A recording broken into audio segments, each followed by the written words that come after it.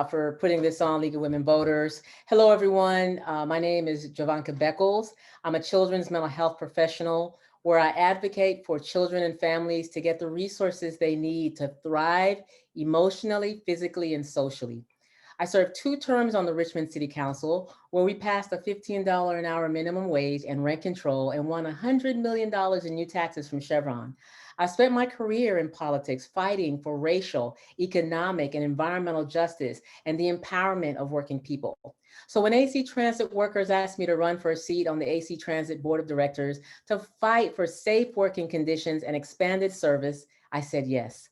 But public transit is in danger. Ridership is way down due to the pandemic, and billionaire privatizers and corporate politicians want to use this as an excuse to cut budgets in service. Meanwhile, rideshare companies like Uber and Lyft are working to replace public transit, even as they pour millions of dollars into Proposition 22 to legalize the shameful exploitation of their workers. Our public transportation shouldn't be moving backwards. Fighting climate change and inequality means fighting to defend and expand public transit and to make it free for all riders. And with greed and gridlock paralyzing Congress, we'll need to build a Green New Deal in state houses and city halls, starting with expanded fare-free transit. I'm proud to be the only candidate in this race with a proven track record of winning progressive reforms as an elected official and the only candidate running on making our bus system fair, so as so many cities across the world have already done. I'd be honored to have your vote. I'm endorsed by Senator Bernie Sanders and so many working people, unions all across the Bay Area, and progressive elected officials who understand the current crisis that we're in. Thank you so much for this time. You can always go to my website, javanka4actransit.com.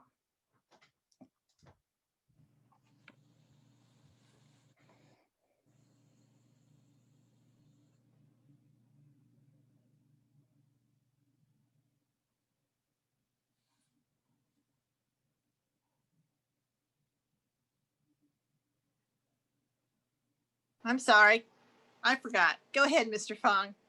Perfect. Thank you. Yep. My name is Ben Fong, and I have a really deep tie to the East Bay.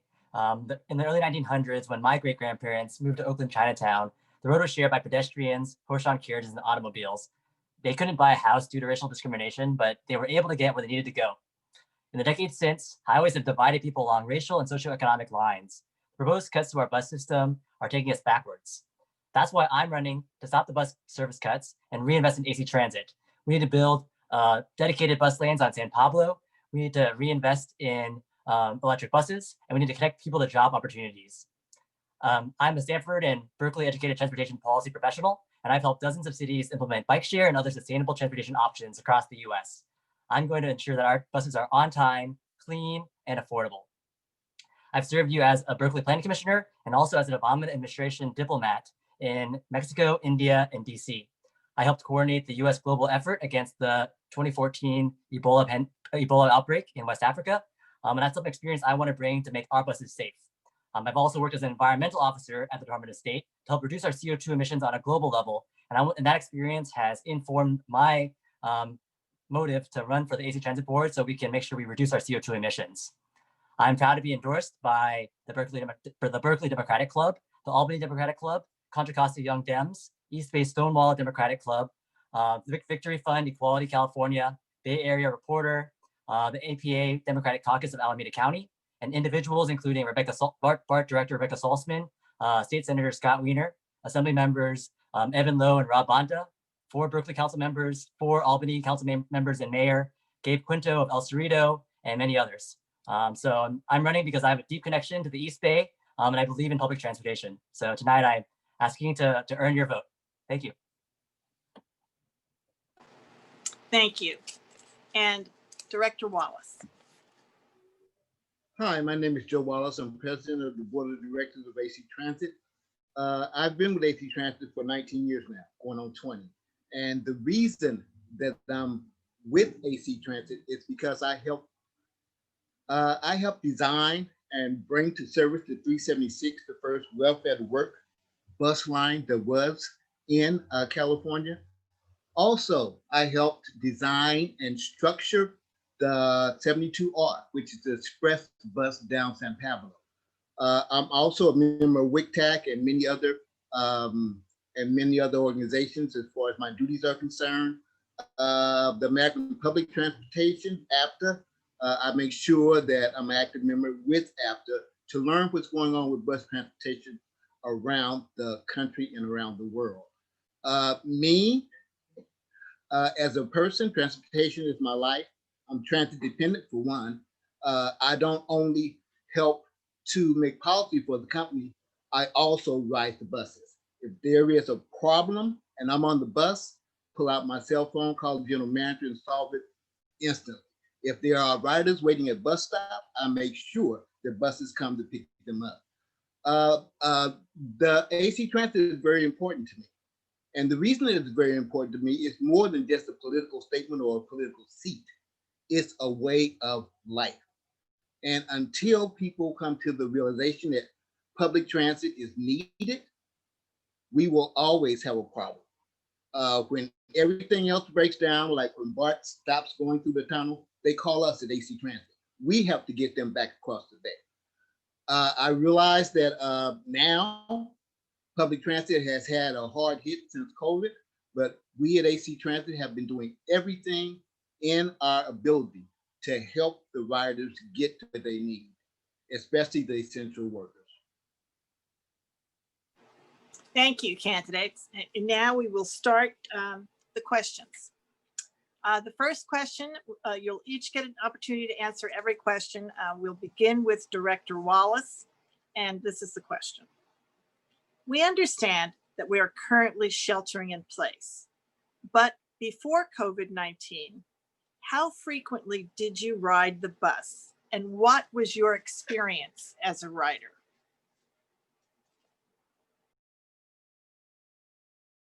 No, unmute.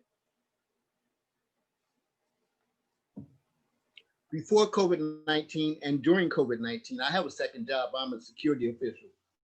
And my job did not allow me to shelter in place. I've been up and down on buses every single day, every single night, buses and BART. Not only AC Transit, but San Francisco SFMTA. My experience on buses is that we at AC Transit, we made conditions better. On every bus you get on now is hand sanitizers, is masks if you don't have one. And our drivers are very pleasant and they are full of information in case you don't know where you're going. The same thing with SFMTA. Like I said, I've been riding bus all my life. I'm transit dependent. I'm 66 years old. And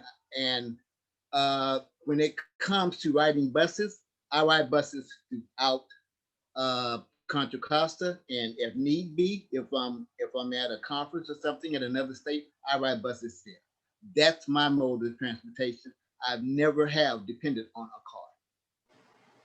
Thank you, Director Wallace. The same question to Ms. Beckles.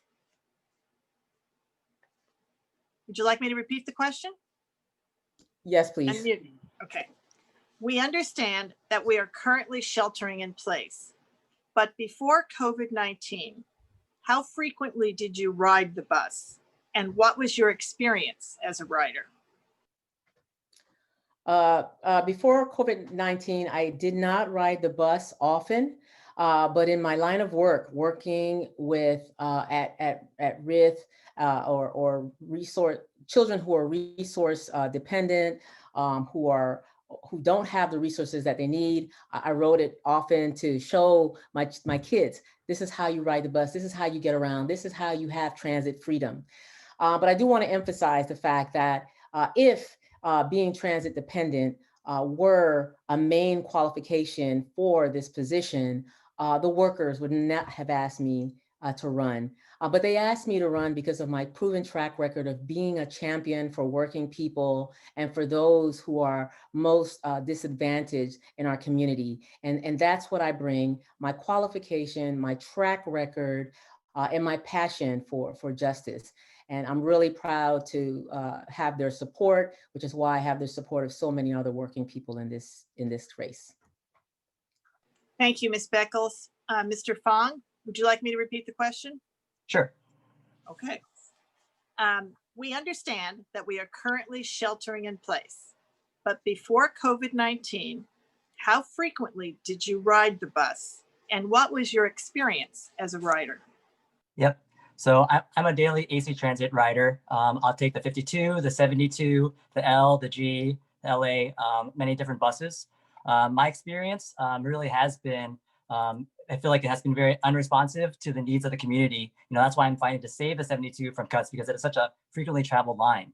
I like to tell a little bit of a story about why I decided to run that relates to this. I was on the bus about 2 months ago during the pandemic, and something felt normal for the first time. And I was like, what feels normal? What feels normal? It's so crazy. And I realized it was because I was stuck in traffic again. It was taking me forever to get where I wanted to go. And I feel, and that's when I realized that can't be the new normal for us. That's why I need to run for AC Transit, because we need to make sure that we have dedicated bus lanes to make sure that our buses are getting where we need to go, that we have the right user, customer experience to make it comfortable for people to ride. And I think there's just so many improvements that I'd like to see, like improved bus stop signage, and also better kind of transfers with BART. And that's how I want to improve the bus service for AC Transit. Thank you. Next question, and we'll start with Ms. Beckles this time. Ms. Beckles, do you support transit-only lanes on the Bay Bridge? And if so, what will you do to achieve this goal?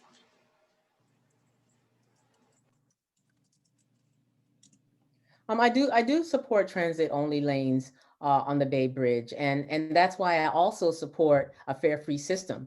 So many countries and states, even in the United States, are currently having a fare free system, because what it does is it takes cars off of our roads, it reduces carbon emission, and it helps people to get to their. It shortens the commute of people who are needing to use it to commute to work.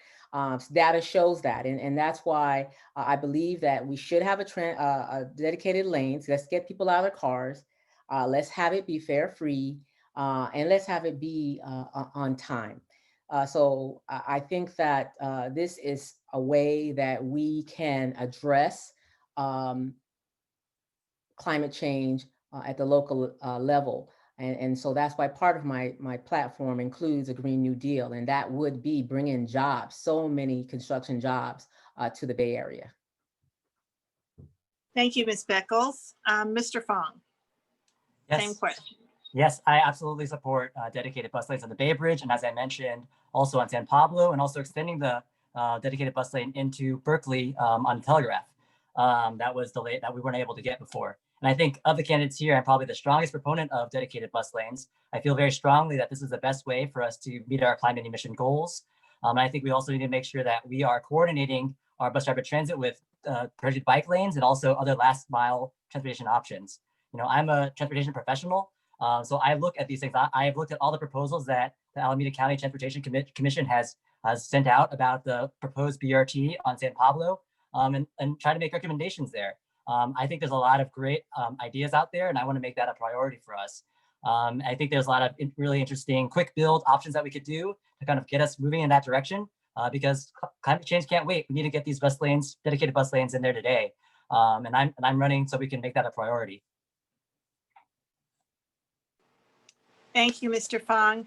And Director Wallace, same question. Do you support transit-only lanes on the Bay Bridge? And if so, what will you do to achieve that goal?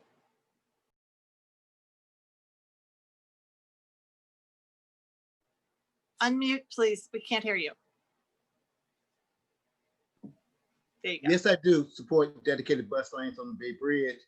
And to me, the only way to get that done is to communicate and to deal with MTC, also to deal with Caltrain, deal with the traffic directors and everybody that's dealing with the Bay Bridge, because sometimes they cannot hear what you're saying, but if you're there to talk to them personally, to explain why we need dedicated bus lanes, to make sure that all of our Transbay lines run in the dedicated bus lanes. They're trying it for the first time in downtown Oakland, and it's working terrifically.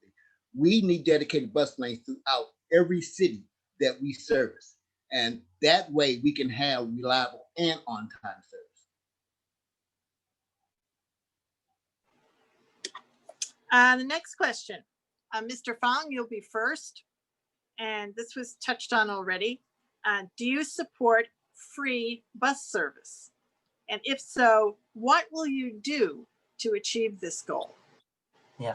So, listen, we're in the middle of a pandemic where the fare box revenues are down by, they represent 13% of the budget for AC Transit. My first priority is that we need to make sure that we don't make any cuts to bus service, because we need to make sure that we have a reliable bus service for our citizens.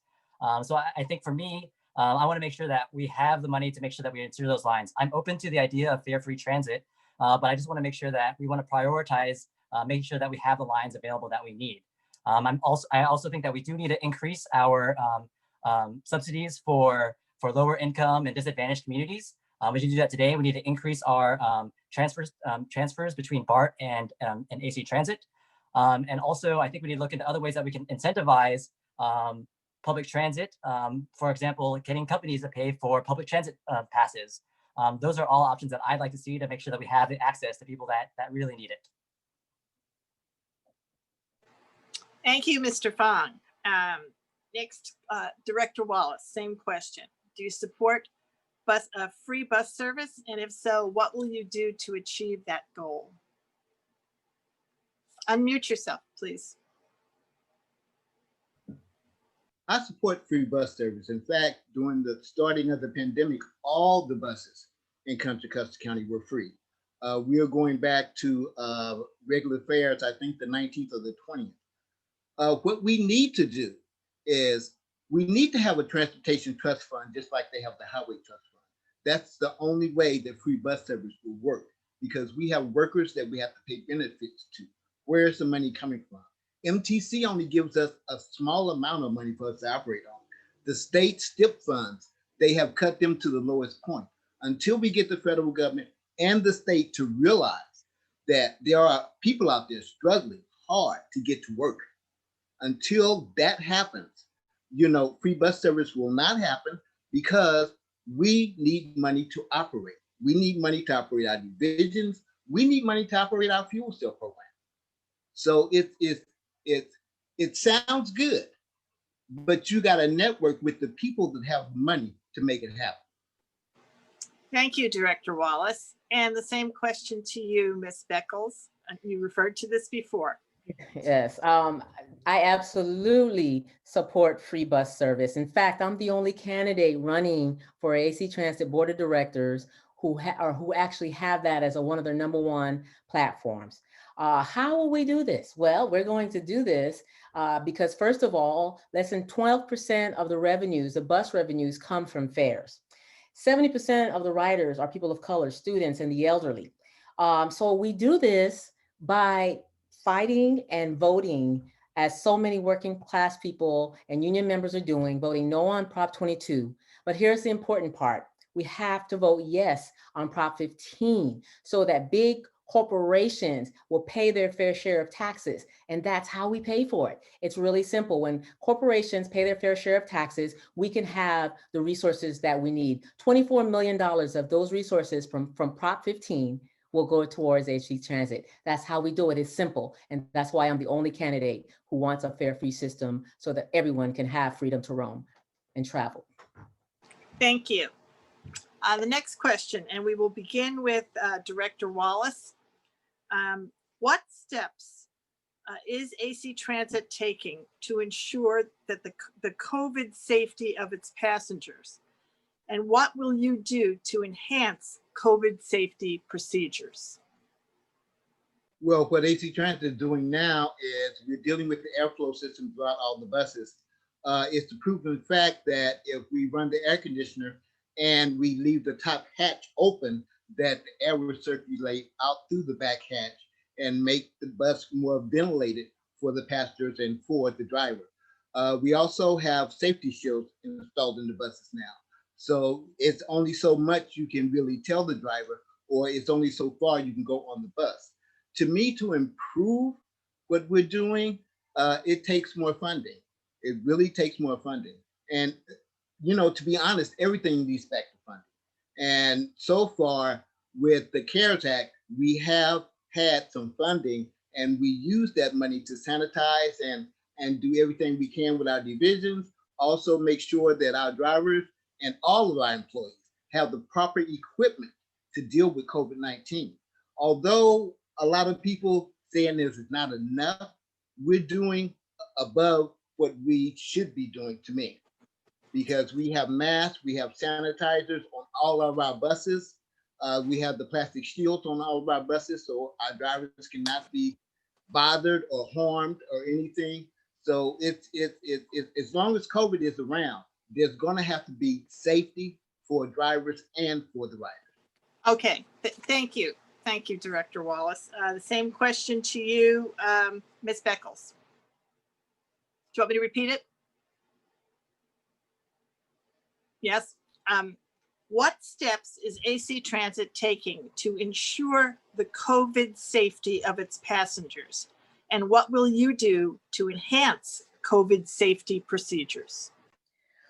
Well, I'd like to start by saying what I will do and what I am doing to ensure COVID safety procedures, and that's listening to the workers, because they know, the frontline workers know exactly what's needed, and they've expressed that to me. And along with the workers, and along with the riders, and along with community members who are transportation advocates like myself, we went to the MTC meeting, we went to the board of directors meeting, and we demanded these things, these safety measures like PPEs for all the riders, PPE for the drivers, for the dividers. And instead of a 3-foot distance, social distance, we advocated for a 6 feet social distance, even on the buses. And so that's how we do it. You know, you have to be able to listen and not think that you have all the answers. And that's one of the ways that I've always served in the capacity of an elected position, is I listen. Thank you, Ms. Beckles. And Mr. Fong, same question. You want me to repeat the question? No, I think I have it. You're good. Yeah, I mean, I think I have 2 pieces of experience that are especially relevant to this. First of all, you know, I'm a transportation professional. I work about how to make our transportation system safer every day. Second of all, my experience working to coordinate the response to the Ebola pandemic in the Department of State gives me a lot of skill set to understand what we need to do to change behaviors and also make our buses safe. You know, I think AC Transit has made some good strides in terms of having the barriers for the driver and also offering face masks. But I think that there are a lot more things that we need to be doing. First of all, on air circulation. Actually, there was a recent notice saying that they're actually choosing to close the windows and rely on the HVAC. But I don't think that's a really good idea, because it's not allowing for the actual amount of air intake that we need to make sure that the virus isn't infecting people. On surface contamination, I think we need to do a better job to make sure that we're reducing the amount of touching of surfaces. There's different contactless technology that we could use for payments. There's different solutions that we could be doing in terms of applying a film, antimicrobial, antivirus film to the surfaces. And finally, looking at UV ray technology. A lot of other transit agencies are using this experimental technology to sanitize their buses. We need to make sure that we are a leader using the most up-to-date technologies to keep our buses clean. Thank you. Next question, and this one will go to Ms. Beckles. Ms. Beckles, how do you propose to overcome the fiscal shortfall due to the drop in ridership and revenues in the short term and the long term?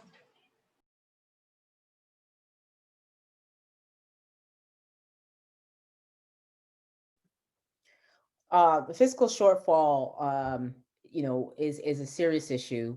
And I believe that so many of our public resources are currently at risk of cuts because of that. And the reason for that is not because working people aren't doing their share, their fair share, and not doing their part in supporting these kinds of community resources. It's because big, wealthy, billion-dollar corporations are not paying their fair share of taxes. And so you know, that's one way that we can address it. I ask and implore folks to please vote for Prop 15, which will reverse the decision that was made in 1975 that allows big corporations like Disney and Chevron and Uber and Lyft to not pay well, not Uber and Lyft, but definitely Chevron, who've been around for a long time in in Disney to pay their fair share of taxes. Their property hasn't increased since 1975. And when we do that, we can have the money inserted into community resources that our community needs. Thank you, Ms. Beckles. Mr. Fong, you're next. Should I repeat it? Nope, I think I'm fine. Okay, you got it. Yeah, I think this is the kind of the million-dollar question, literally. I was kind of joking actually with Director Rebecca Saltzman of the Park Board, and she actually joked, it's not a $1 million question, it's a $100 million question. But this is something that we really need to be relying on state and federal funding foremost. And what I'd like to do is better coordinate with the other transit agencies in the Bay Area. We need to make sure that we're representing ourselves as a block to get the funding that we need. I have the federal experience working in Washington, D.C. As also a kind of a lobbyist for student funding when I was at UC Berkeley. So I know how to kind of get people to get the funding that we need. Second of all, we do need to look at different taxes. I think Prop 15 is a great source of income. We can look at different taxes, working with cities on local taxes on gas tax. And finally, we need to get people back on buses. And that's why I have my comprehensive health policy plan to get people to make sure that they feel it's safe to get onto buses. We need to create a reliable bus service that people are using if we're going to be able to get the funding that we need for AC Transit. Thank you, Mr. Fong. And now Director Wallace.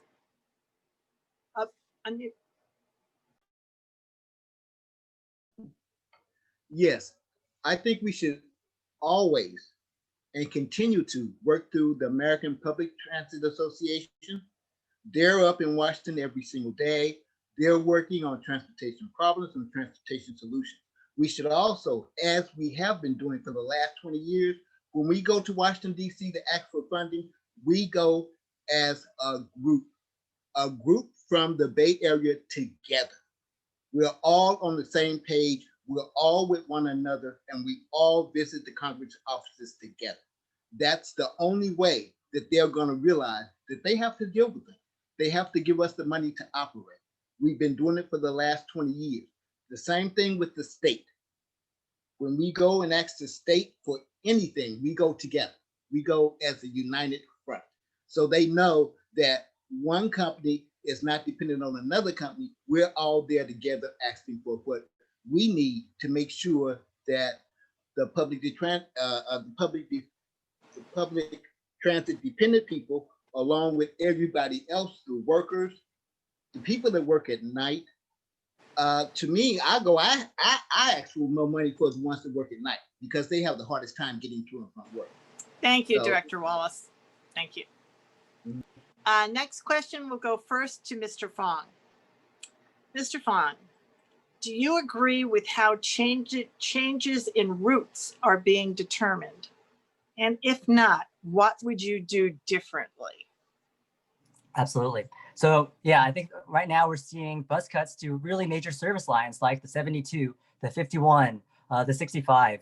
I think we need to do a better job at understanding what are the needs of the community. And that's why I'm running. And that's why I'm so proud to have so many endorsements from our local community, because I want to improve the coordination that we're having between our community and AC Transit, because right now it's not working. A lot of these lines are lines that are very high trafficked. They're used by the elderly. They're used by people with disabilities. These are communities of color. These are communities that we need to make sure that we're prioritizing as we look at any sort of service changes. Second of all, I just wanted to add, that we need to make sure that we're using the best data to make those changes as well. And I want to make sure that we're looking at how efficient the different options are. So I want to make sure that we're using all of the new data that we're getting from riders on buses to be able to make these choices. So I'd say making sure we have the right criteria in terms of protecting the most underprivileged groups in our society and improving our data sets to make sure that we're making the best decisions. Thank you. And Director Wallace, you're next. Same question. Do you agree with how changes in routes are being determined? And if not, how would you do it differently? Okay, we have no changes or cuts this year. And I want to make that perfectly clear. I've been working with the planning department, telling them that they have to look at things in a different view. Because sitting in an office and looking at a computer is not determining where a bus should go and the people that it's picking up. They need to get on the bus and ride the bus. They need to talk to the people that's on the bus. And they especially need to talk to the elderly and the seniors and the kids that's going to school. when I'm on the bus, I talk to everybody. I take everybody's suggestion and I tell them, I'll take it to the board meeting and see what my board says. That's what has to happen. But as far as sharing data, there are a lot of transportation companies that won't share data with us. And that's a major, major thing that should happen, because Clipper 2 is coming out very, very soon. And with Clipper 2, that means the person is using one card for all transportation. We need to share that data within the transportation industry. Thank you, Director Wallace. Same question to Ms. Beckles. Do you agree with how changes in routes are being determined? And if not, what would you do differently? What I would do differently is, first of all, as I'm doing now in this campaign, is that I'm advocating for no cuts at all to services, so no cuts at all to any of the routes. We have to consider first and foremost the community's needs, right? Because we're talking about communities of color, Black and brown folk, Asian community, elderly folks use the bus a lot, students, elderly who are, and all folks who need to get to their medical appointments, and students need to get to school. These are people who depend on AC Transit, and I just don't believe that we have to cut any of the services to these disadvantaged communities. It would be so wrong. And it would be an issue of racial justice, because as I said, 70% of the people who ride the bus are people of color. And what we have to do then is to collaborate, coordinate, and make these demands at the federal level, because we have people who are advocating to give money to communities who are transitioning to a fare, free system. Thank you, Ms. Beckles. Next question, we'll start with Director Wallace. Director Wallace, what do you see as your role as Ward 1 Director? To me, what I see as my role as Ward 1 Director is to look out first and foremost for my ward, to get everything I can get for my ward. That's why when it comes to going to different meetings like WICTAC and whatever, that's what I do. Ward 1 deserves better bus service. They're paying for it and they should get it. And every time that I'm sitting behind the diocese or on Zoom, I jump up and down and holler about anything I think is unfair practices. So it's, to me, Ward 1 is a place that I have been for the last 64 and a half years.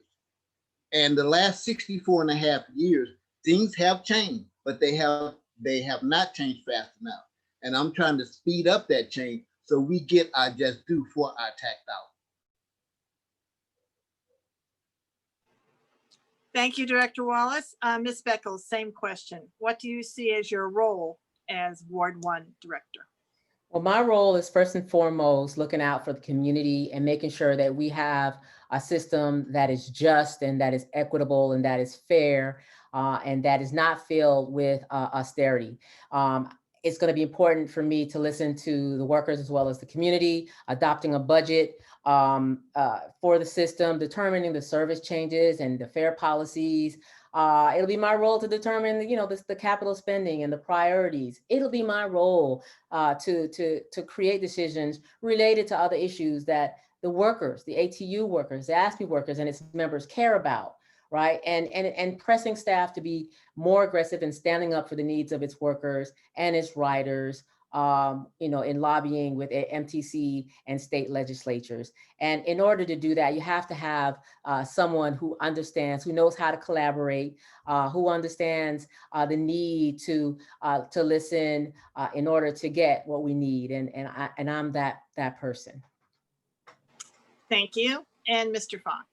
Yeah, the three values of my campaign are equity, the environment, and efficiency. First on equity, and that's really about why I want to stop the bus cuts, especially for our disadvantaged communities. On the environment, I really want to see us accelerate our transition to a zero emission bus fleet to 2030 from 2040, as well as invest in the dedicated bus lanes, as I mentioned. On efficiency, I want to make sure that we have better bus signage, better bus maps, better timing for buses to be able to get where they need to go on time.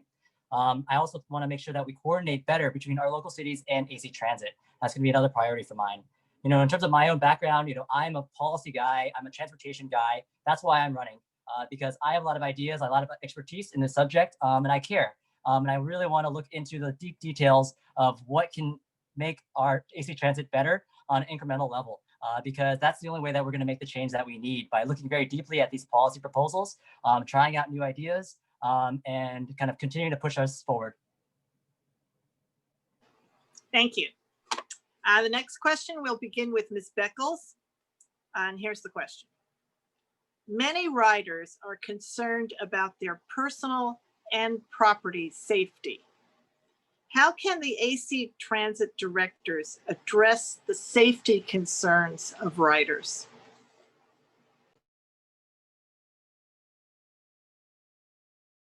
I think it's important that we are able to collaborate with local agencies. For example, it'll be important for AC Transit to have a good relationship and collaborate with, let's say, for example, mental health clinics in the area. Oftentimes, violence happens because some people are struggling with mental health challenges, and you know, maybe hearing things, hallucinating. And so it'll be important for folks, for our agency to be able to collaborate and bring in these agencies that can do that. I just think that safety is first and foremost. And of course, in those times when it is needed, you know, there may be times that the drivers think that they need to call the police, but I really believe that, you know, safety happens when there's an understanding of people's challenges and concerns. And so we have to collaborate better to bring in those resources that the community needs in order to feel safe. Thank you. The next respondent is, where is my question? Here it is, Mr. Fong. Yeah, you know, this is a holistic problem that we need to solve across the East Bay. You know, this is why I think it's so important that we improve our coordination between AC Transit and our local governments. We need to make sure that this is a regional issue that we need to sort of work together on. In terms of ideas that I have, you know, I want to make sure that, you know, that our bus operators have the training that they need for de-escalation and for the mental health problems that they might be facing. We also need to make sure that we're making our buses safe in terms of and bus stops. You know, I'd like to see better signage, better lighting at bus stops to make them safe. You know, I talked to someone who felt like she couldn't take the bus late at night because A, she didn't know when it was coming, and second, because there was not enough lighting at the bus stop that they would make her feel safe. So I think those are some easy ways that we can start to make sure that our system is serving our community, is listening to our community. And I want to be that conduit. And I think that there's a lot of really important work that we need to do, both kind of on that granular level, like at a bus stop, adding lighting, and also at a more larger level by working more with our city governments. Thank you, Mr. Fong. And Director Wallace, the question is, many riders are concerned about their personal and property safety. How can the AC Transit directors address the safety concerns of riders?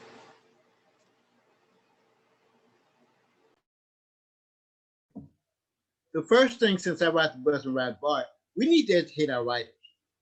You don't get on a crowded bus and pull out your laptop in one hand and your cell phone in another hand and you're sitting by the door. That's something that you don't do.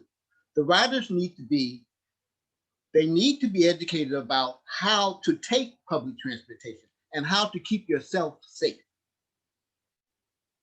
I ride BART every night. If somebody asks me, do you have change? No, I don't. Oh, what time is it? I don't know. I don't have a watch. It's just basic stuff like that that you can help our transit industry to keep yourself safe. Don't sit on BART with your laptop in one hand and then you're by the door and then your laptop is going out the door and you're hollering help, help, help, because the BART police is not on every single train. At AC Transit, I believe in a lot of safety. That's why we network with Contra Costa County and Alameda County Sheriff Department. In fact, Contra Costa County Sheriff Department has an office at our Division 3, so they can be called to a bus instantly and get there instantly, especially Contra Costa County throughout the county, because they're right there at one of our divisions. Thank you, Director Wallace. Thank you. The next question will go first to Mr. Fong. What should AC Transit's policy be to ensure coordination with other transit agencies?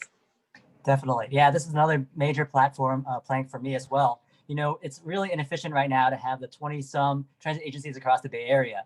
It's not only inefficient from an operation standpoint, but it's also inefficient from the rider experience. I think it's ridiculous that I could spend $10 to get from where I live into San Francisco, taking the Muni, AC Transit, and BART. We need to make sure that we have better transfers there to make sure that's affordable for people.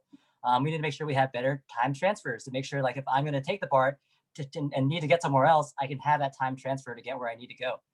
Lastly, we need to make sure that we're improving the maps. I mean, right now it's so complicated to be able to try to use 3 different maps to be able to figure out where I'm going. It's really something that we need to improve. We need to make sure that it's streamlined, and right now it's inefficient. And not only is it kind of inefficient from the hours that I lose every day trying to manage the system, but it's inefficient because we're not coordinating across the system. We're all operating at a fragmented level, and it means that we're not having the most optimized transportation service that we can have for the Bay Area. Thank you, Mr. Fong. Same question, Director Wallace. What should be AC Transit's policy to ensure coordination with other transit agencies? Well, for one, our general manager, he's on a committee with all the general managers within our service area. They get together at least, I think it's once a week or twice a week. And also, we need more input on 511. We don't run 511. We just give them our information and they display it the way that they want. That shouldn't be the case. The case should be that when somebody wants to find out something about AC Transit and go to 511, that they're directly straight to AC Transit, to someone that knows the buses, that knows the stop, knows the ID numbers on the stop, and knows how to tell a person how to use a bus stop. Because in our vast system, a lot of people don't know that it's actually an ID number on the bus stop, so you can tell me the ID number and I know exactly where you're at, and I can tell you how to get to where you need to be. That's something that should be advertised on 511, and it's not.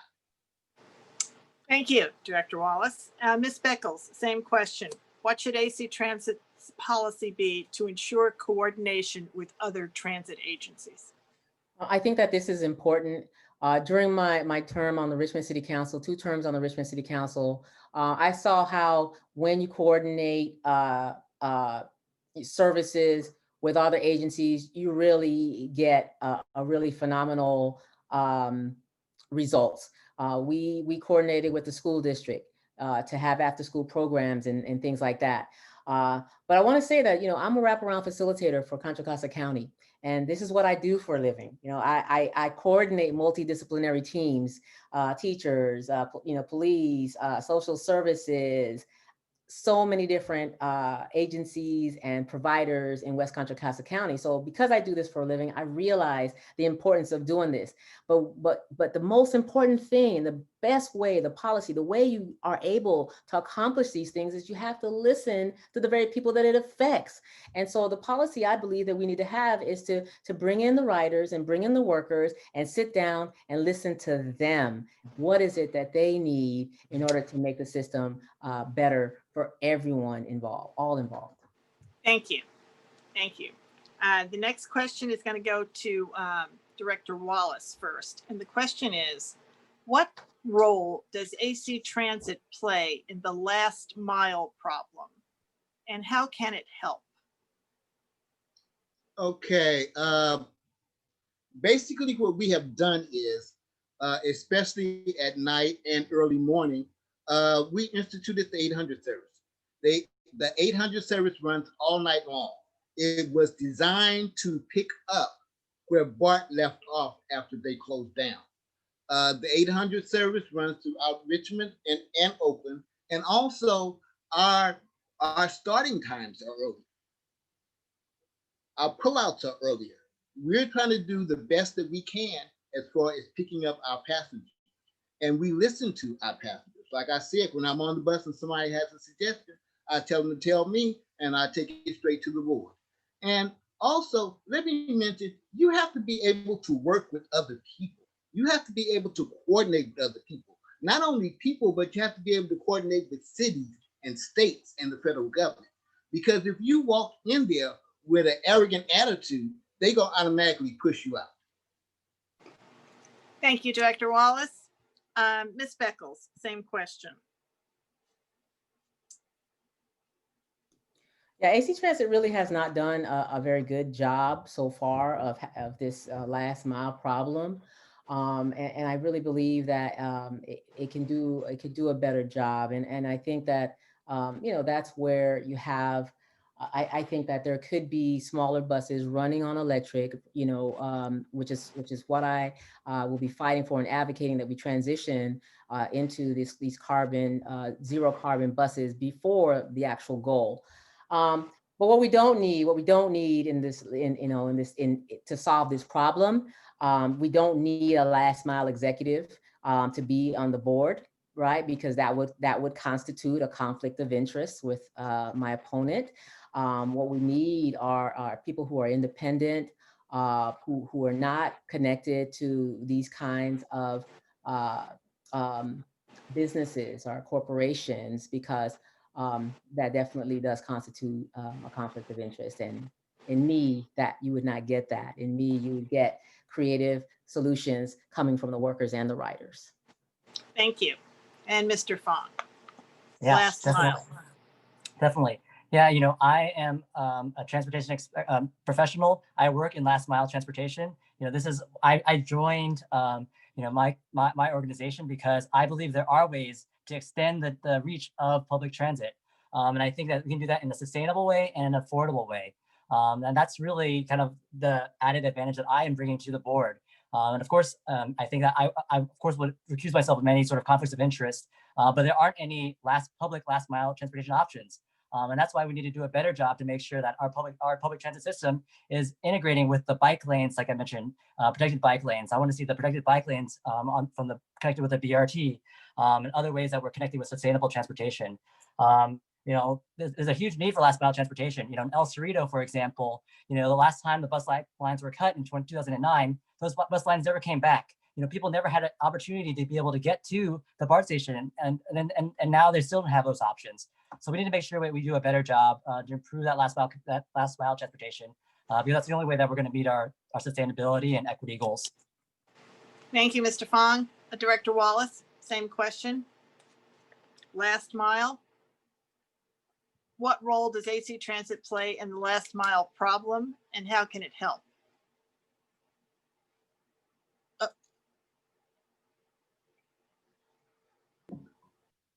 I think every major transportation entity plays an important part in the last mile.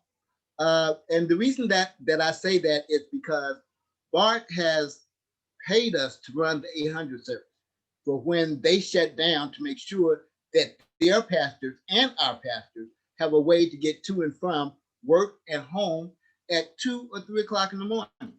I know I catch the 800 service when I have to be to work at Pier 80 in San Francisco.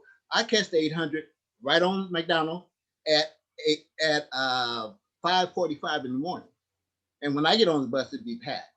The last mile is going to always be a problem because people do things at different times, and the last mile means different things to different people. But we're trying to cover everything: day, night, morning, everything. And it's very, very hard with the constraints that's on us with COVID-19. But we're doing our best to keep the rubber to the road and getting people to where they need to be. And like I say, if anybody have any problems, just give me a call.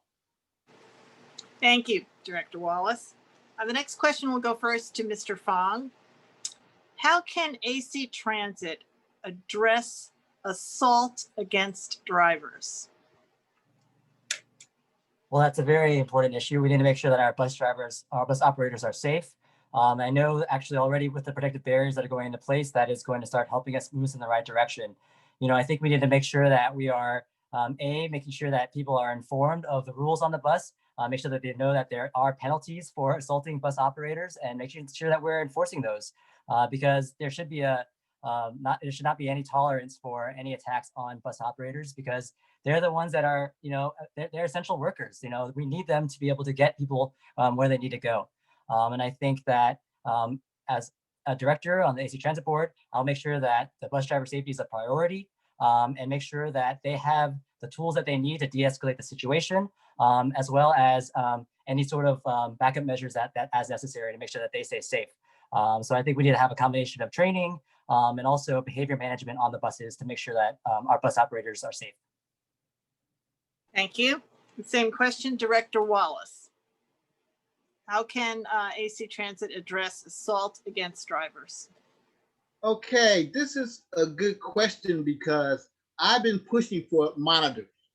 Monitors right above the driver. When you get on the bus, you see exactly what the driver sees. Also, we have a direct line from our cameras to the Alameda Police Department, to the Contra Costa Police Department. Our drivers have a red button in case of emergency, and we always tell them, keep yourself safe. Yes, the barriers are there, but there are people out there that don't care about the barriers.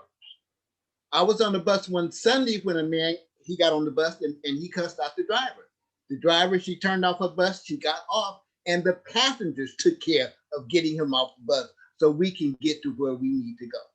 It has to be, we have to coordinate with every protection agency there is to make sure our drivers are safe. I like the barriers on the San Francisco buses because they go all the way down and they lock in. I like that. And those are the barriers that I push for. Thank you, Director Wallace. Same question, Ms. Beckles.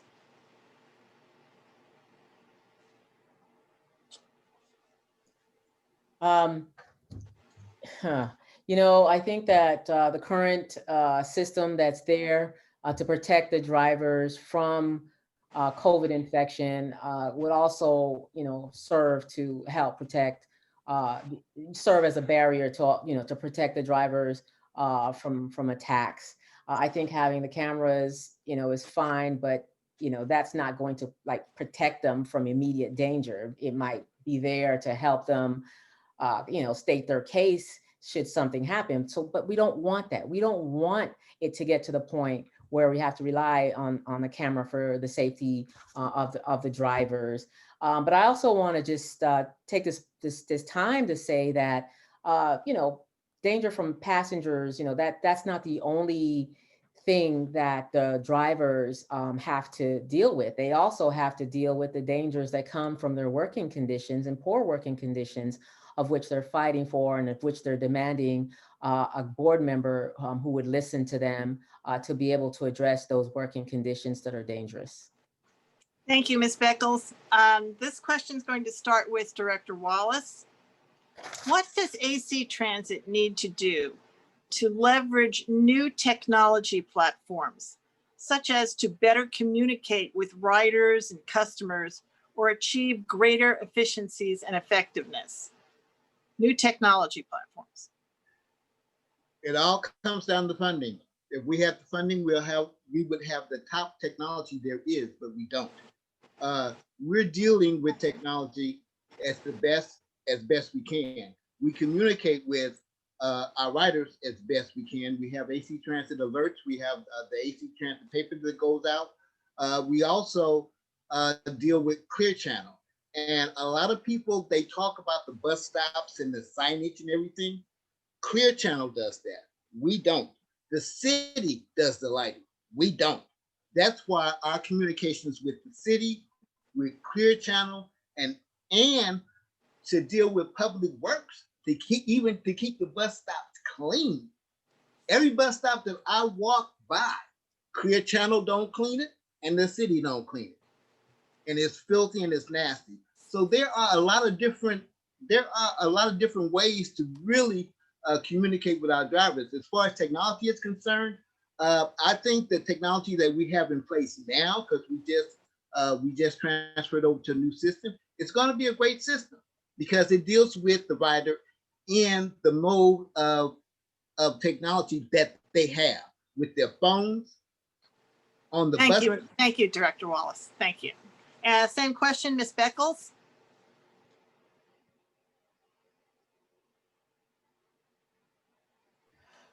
So some of the technology that I believe that AC Transit can have, and one of them is the one, of course, that I'm advocating for, that we address immediately, and that's the technology to reduce our emissions. California is burning, and we need to address global warming at a faster rate than the current goal of AC Transit is. You know, they're trying to transition to a zero emissions fleet by 2040. I believe we can do it in a short amount of time. And that's what I'll be fighting for. But I also think that, yeah, we can invest in the technology. There is technology there to be able to kill viruses on the bus. There's technology also to that can alert the riders to where their buses are. And I think that we need to invest in these things. We can invest in technology that enables the system, the bus system, to be reliable and to be on time. And how do you pay for it? Once again, we can demand that multi-billion-dollar corporations pay their fair share of taxes. None of these things should come off of the backs of working class people and the poor. Thank you, Ms. Beckles. And Mr. Fong. Yeah, there's a couple different buckets that I see technologies being able to help our riders. First of all, on safety, as I mentioned, I think we need to look at UV ray technology. We need to look at contactless payment options to be able to reduce that amount of contact we're touching things on the bus to make it safe for people. In terms of second problem that we're facing is how do we ensure our buses are on time? A lot of people say, they don't know when the bus is going to come, and then sometimes it doesn't come at all. And that's a really frustrating experience, and that's what turns off a lot of people from taking AC Transit. We need to look at better ways that we can improve GPS and data because right now, the GPS isn't that reliable. It says it's coming, but it doesn't come. There's technology now where they actually use crowdsourced data to be able to say, hey, like this is how we know that that bus is coming. And AC Transit should be adopting those sort of options so that it's more reliable, that we know when our buses are coming. And finally, on kind of climate change, we need to make sure that we have electric buses, hydrogen fuel cell buses, any sort of technology that we're going to reduce our CO2 emissions because we just can't wait to adopt that technology. And we need to work with the governor of California's new plan on electric vehicles to make sure that we are meeting those goals. So I think there's a lot of really exciting opportunities for us to improve the experience for our riders, make it more safe for them, and also reduce our CO2 emissions. Thank you, Mr. Fong. This question will go first to Ms. Beckles. Tempo, the first bus rapid transit line in the East Bay, was inaugurated August 9th after many years of discussion and planning. What have been the results and how might they influence or contribute to the future plans of AC Transit? Well, I really believe that AC Transit, first of all, we have to maintain the public aspect of it. And when AC Transit started years back, there was an attempt then to privatize it, and I think that we can't afford anything that will privatize our public bus system that so many people rely on. And would you repeat I think I heard the question, but I only had Tempo August 9th, trying to write it down. Tempo, the first bus rapid transit line in the East Bay, was inaugurated August 9th after many years of discussion and planning. What have been the results and how would those results influence or contribute to future plans within AC Transit? Yeah, so I think I pretty much answered it then, that it's really going to be important that we maintain a public transit system. When it started, that's it started off as that and transitioned into a public system. So we can't go back. We can't go back to a private system where only a few people would be able to afford it, or where we have to do everything within our power to fund our public transit system and to make it free for everyone who wants to ride it. That way we get people out of their cars. That way we cut down on commute and people can have the time that they need, because right now traffic is horrendous. People are spending hours and hours just in traffic, not even at work, less time at home with their families. And so I believe that we can maintain a public system that benefits all of us. Thank you, Ms. Beckles. And Mr. Fong. Yeah, I think, of course, this is a very exciting project, and it is a little bit unfortunate that, the launch happened right in the middle of a pandemic. because folks aren't there to actually use it. And it's such an exciting thing for the East Bay, especially for East Oakland, which really needs that economic revitalization from something like this. You know, I think I'm really a big fan of it. You know, I think it's great that they're, you know, hybrid system, that there's always better signage and lighting, as well as just a lot of different things that they thought about in terms of the user experience. You know, I think one thing that they didn't do is they didn't extend that BRT all the way into Berkeley because at the time, Berkeley City Council decided against it. And I think that was a mistake. And I think that that's something that I'd really like to see us extend the line all the way through Berkeley and onto San Pablo. And I think that there is some, you know, winds of change in terms of people wanting more of this now. And I want to be that person to be able to corral those folks and say, hey, this is something that we can be doing that's going to improve the quality of life for our citizens on a daily level. And that's going to be a big priority for me about how do we make sure that we're taking the lessons learned from the Tempo BRT and apply that to getting a rationale why we need that to extend it into Berkeley on Telegraph and also San Pablo and the Bay Bridge. Thank you, Mr. Fong. And Director Wallace, same question. Well, Tempo, I love the service and I love bus rapid transit. I think the major problem was coordination. And what I mean by coordination, our construction was going on and on and on.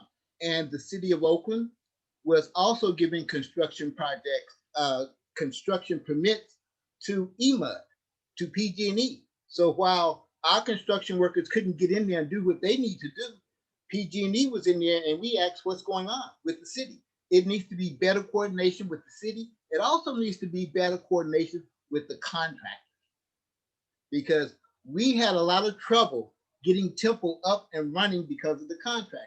We also had a lot of trouble dealing with the cities because when we first came up with this idea, it was 20 years ago before we can actually bring it to fruition.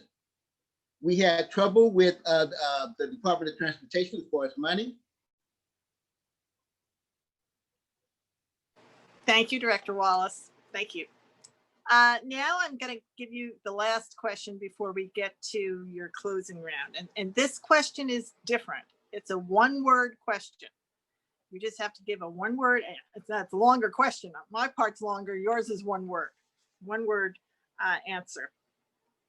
And there are two different questions, one for our incumbent and one for our challengers. So to Director Wallace, how many board meetings have you missed in the last year? Oh, unmute.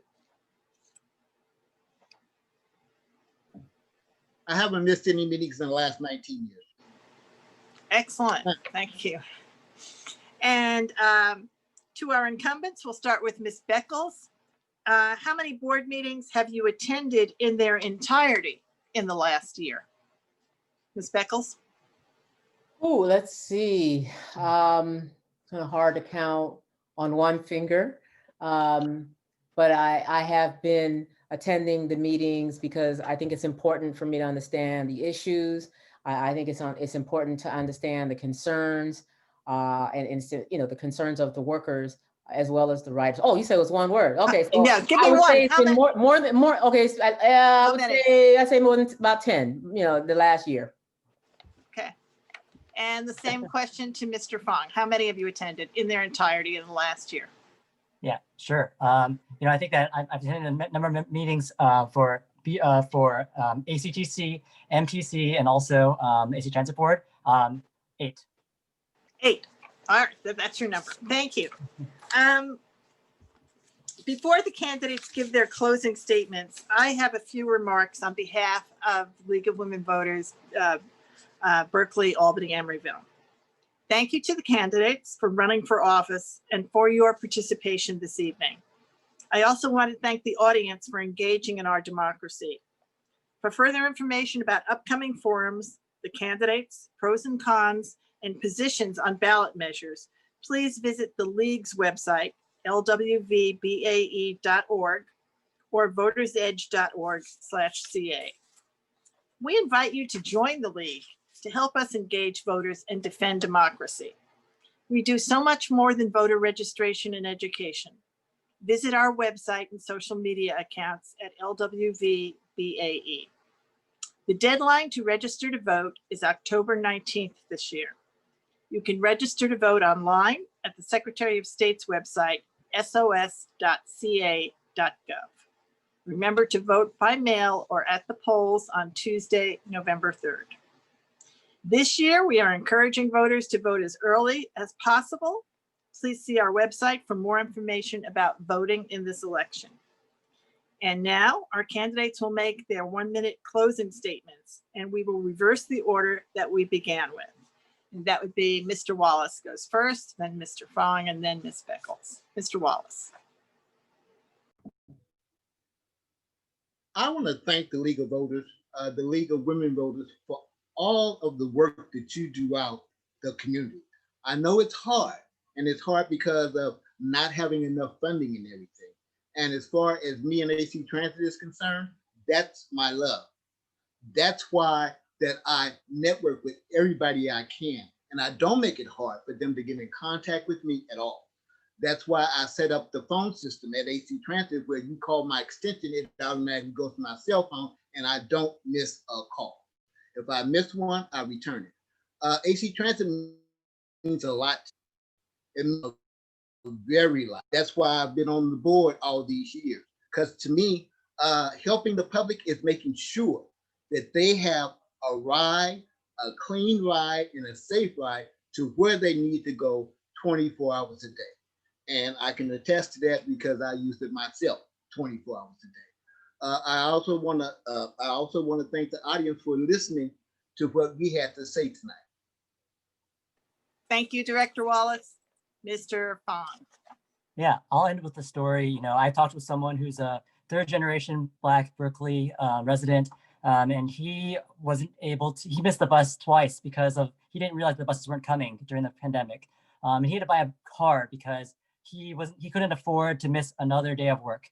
And that's the type of person I'm trying to run for, to help, because we need to make sure that our bus system is reliable, that we're communicating with our riders. And right now that's not happening.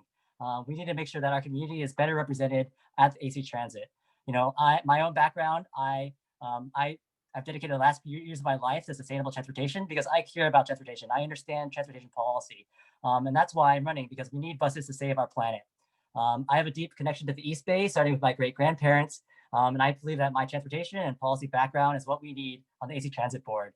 I also want to bring my diplomatic experience combating the Ebola pandemic and also climate change globally to AC Transit. My campaign motto is, when we ride together, we rise together. So today I'm asking for your vote and to ride along with Fong. Thank you, Mr. Fong. And Ms. Beckles. Thank you for putting this event on tonight.